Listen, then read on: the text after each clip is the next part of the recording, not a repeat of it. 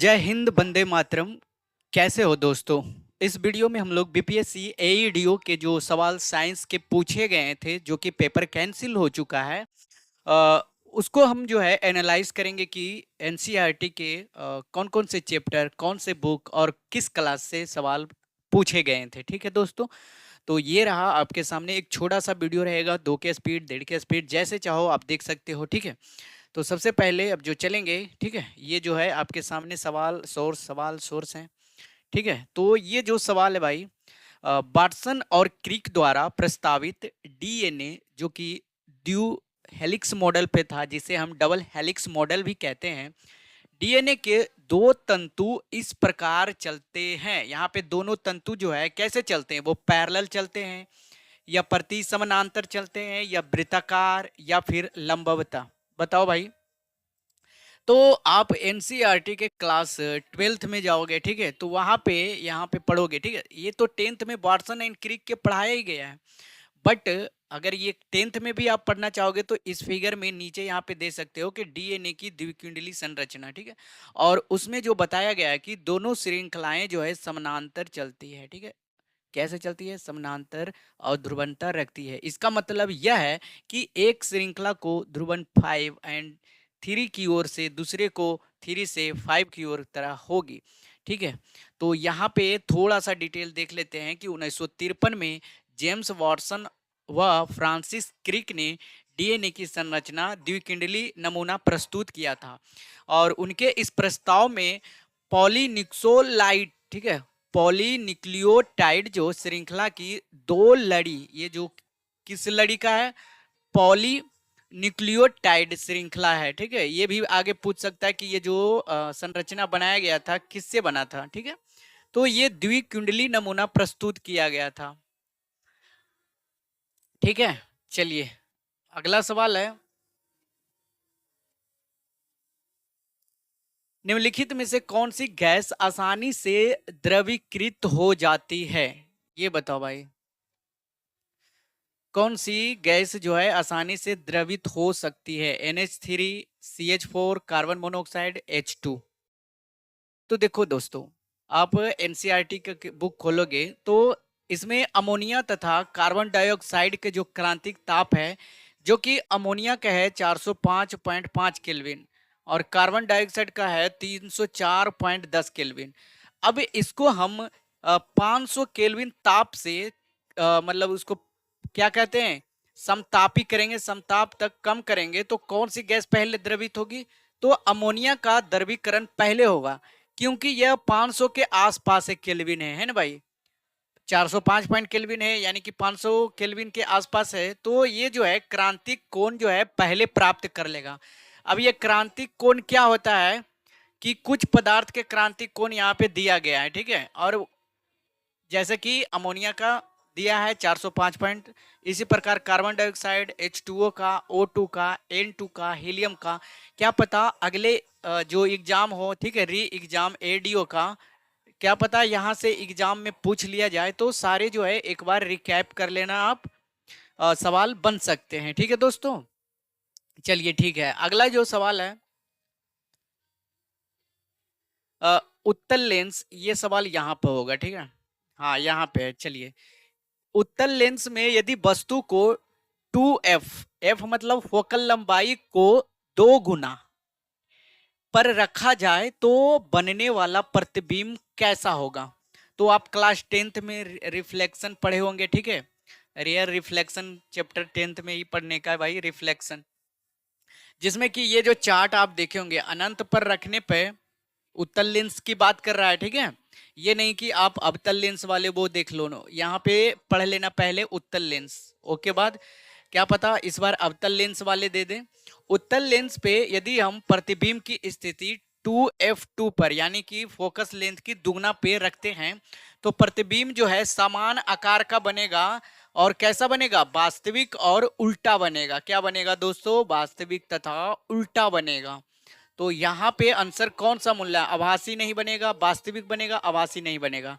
और कैसा बनेगा? वस्तु के बढ़ी हुई नहीं, समान आकार की बनेगी। कैसा बनेगा? समान आकार का। ठीक है, चलिए अगला जो सवाल है, कोशिका की आत्मघाती थैली किसे कहते हैं? जब आप सेल टिश्यू वगैरह क्लास 9 10th में पढ़े होंगे तो उसमें ये एनसीईआरटी में साफ कहा गया है। लाइसोसोम को कोशिका की आत्मघाती थैली कहा गया। अब ये क्यों कहा गया है दोस्तों? जैसे कि देखो, छोटे छोटे टुकड़े को तोड़ देता है। लाइसोसोम बहुत शक्तिशाली पाचनकारी एंजाइम होता है। जैसे कि आपके पेट में जो भी अच्चड़ कच्चड़ होता है ना, उसको ये जो है पाचनकारी करता है। और इसी के कारण मतलब लाइसोसोम में ही एक ऐसा एंजाइम होता है जो उसको पचा पाता है और जो जटिल पदार्थों को सरल पदार्थ में तोड़ता है, जिसे हम मेटाबॉलिज्म यानी कि कोशिकीय चयापचय कहते हैं। ठीक है। और ये जो है कोशिका के क्षतिग्रस्त या मृत हो जाती है तो वो लाइसोसोम फट सकता है और एंजाइम अपनी ही कोशिकाओं को पाचित कर देता है। यानी कि अब लाइसोसोम फट जाएगा तो अब ये जो इसमें एंजाइम है तो अपने ही शरीर को वो क्षति करने लग जाता है ना। तो इसलिए जो है लाइसोसोम की आत्मघाती थैली कहा गया है। Understand bro? चलिए अगला जो सवाल है, कीटों के अपूर्ण कायांतरण यानी कि मेटामॉर्फोसिस के चरणों का सही क्रम क्या है?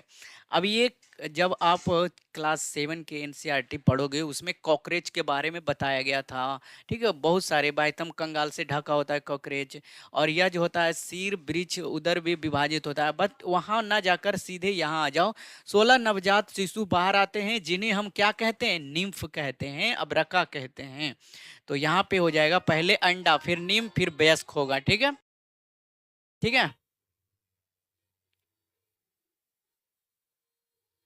यहाँ पे दिया होगा भाई, देखो दूसरे तीसरे खंड में उधर होते हैं। आहार जो है मुखांगिरा होता है, ग्रसिका अनपुट मुद्दा। ठीक है, कहाँ पे दिया गया था?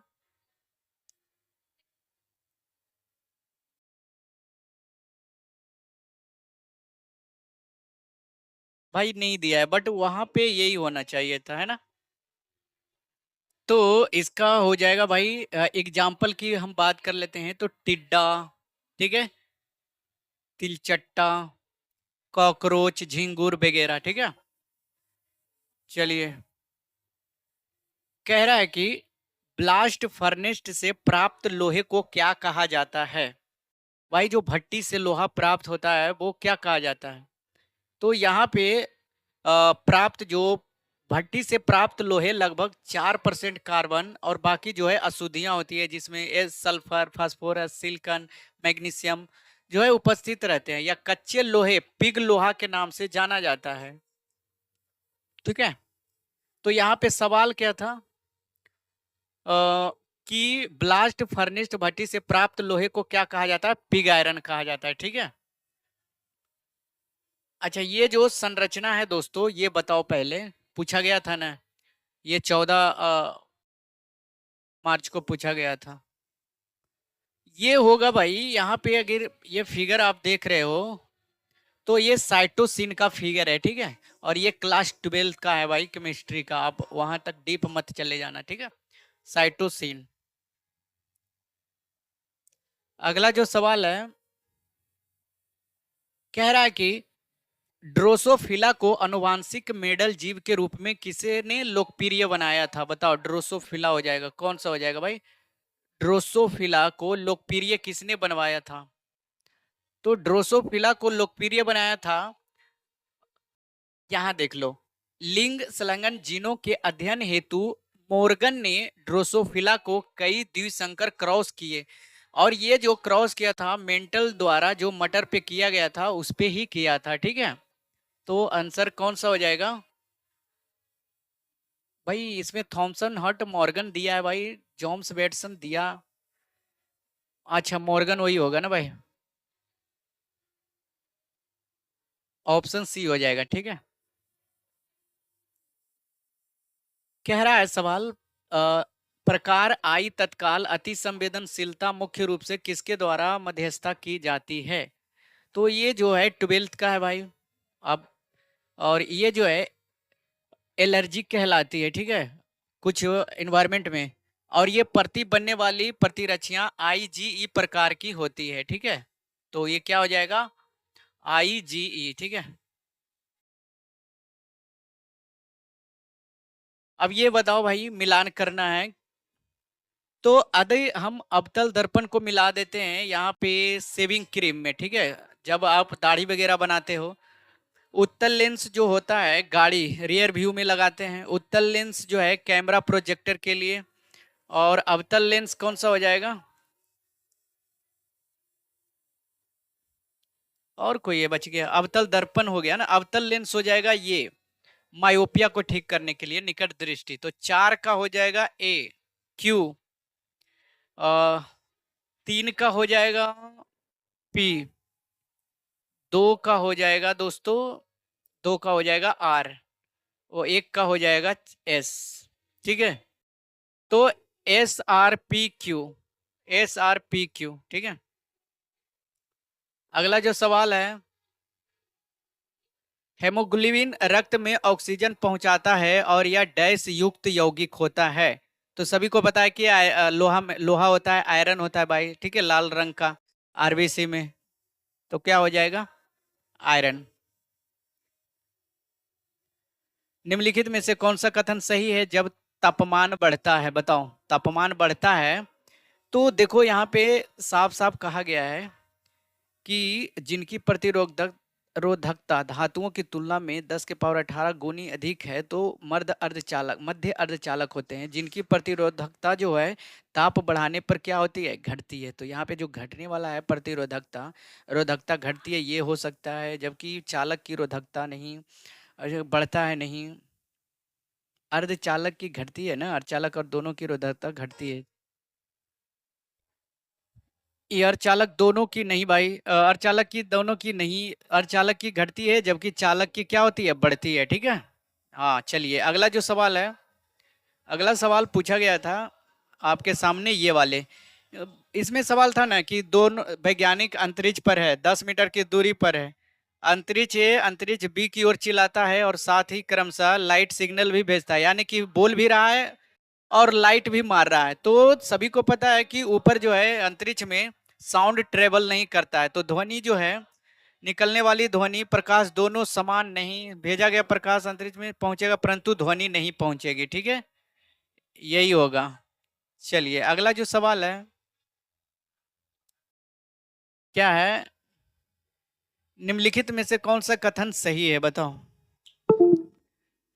जब तापमान बढ़ेगा, अच्छा ये तो अभी बताया ना भाई, यही हो जाएगा। ठीक है, ऑप्शन ए। अगला सवाल है, एक अतिक्रांतिक द्रव तब बनता है और ये कब बनेगा?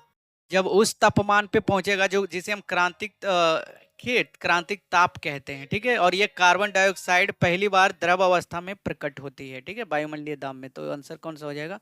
किसी भी पदार्थ को उसके क्रांतिक ताप से बहुत अधिक नीचे गर्म नहीं, ऊपर गर्म किया जाता है। ठीक है, हाँ, क्रांतिक ताप से ऊपर,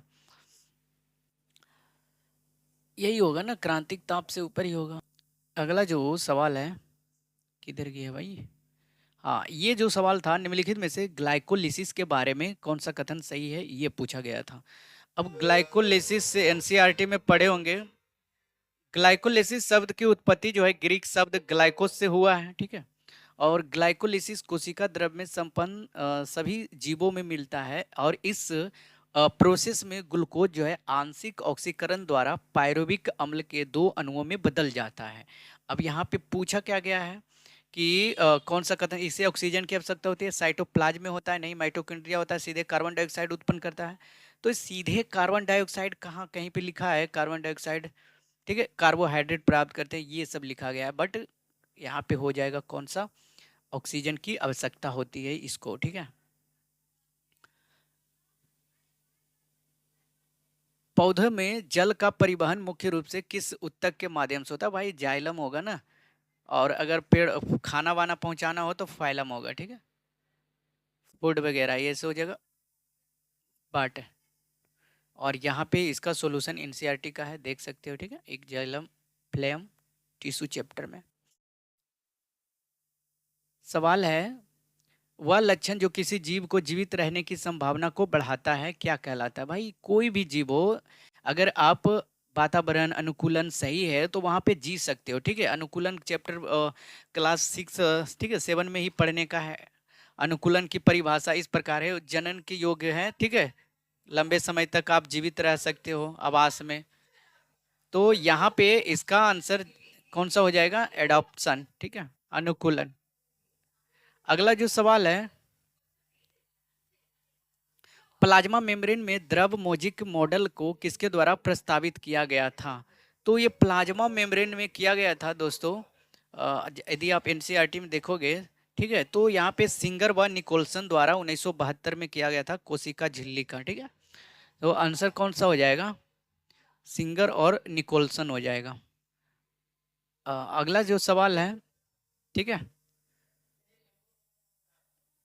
निम्नलिखित में से कौन सा वर्णक प्रकाश संश्लेषण में मुख्य रूप से शामिल होता है? ये हार्ड सवाल था दोस्तों। अब इसको समझना है, जैसे कि यहाँ पे देखो, क्लोरोफिल एक जो है अवशोषित वर्णक्रम पर प्रकाश संश्लेषण का क्रियात्मक वर्णक्रम, ठीक है, दर्शाता है। अब नहीं समझ में आया, कोई बात नहीं, यहाँ ध्यान से देखो। ये ग्राफ जो है प्रकाश संश्लेषण स्पेक्ट्रम के नीले एवं लाल क्षेत्र से संपन्न होती है, ठीक है। और ये क्लोरोफिल ए प्रकाश को अवशोषित करने का मुख्य वर्णक है, ये याद रखना। थैलेकोइड में वर्णक जैसे कि क्लोरोफिल बी, जैंथोफिल और कैरोटीन, ये सब क्या है? सहायक वर्णक कहलाते हैं, ठीक है। तो ये तीनों कौन सा हो जाएगा? ये तीनों हो जाएगा भाई सहायक, ठीक है। कौन? Chlorophyll b, xanthophyll, carotene. और मुख्य जो होगा, यहाँ पे पूछा गया कि मुख्य रूप से जो शामिल होता है क्लोरोफिल ए होता है, ठीक है दोस्तों। तो वीडियो कैसा लगा? अच्छा लगे तो लाइक, शेयर एंड सब्सक्राइब, नए हो तो चैनल को सब्सक्राइब कर लेंगे। और इसके बाद जो है हम हिस्ट्री, ठीक है, हिस्ट्री, ज्योग्राफी यानी कि सोशल साइंस का लेकर आते हैं कि कहाँ कहाँ से सवाल पूछे गए हैं, ठीक है। वीडियो बन चुका है, बस अगर इस पे आपका जो है 500 लाइक आ जाता है तो इसका सेकेंड वीडियो सोशल साइंस का मैं अपलोड कर दूंगा, वादा करता हूँ, ठीक है दोस्तों। चलिए।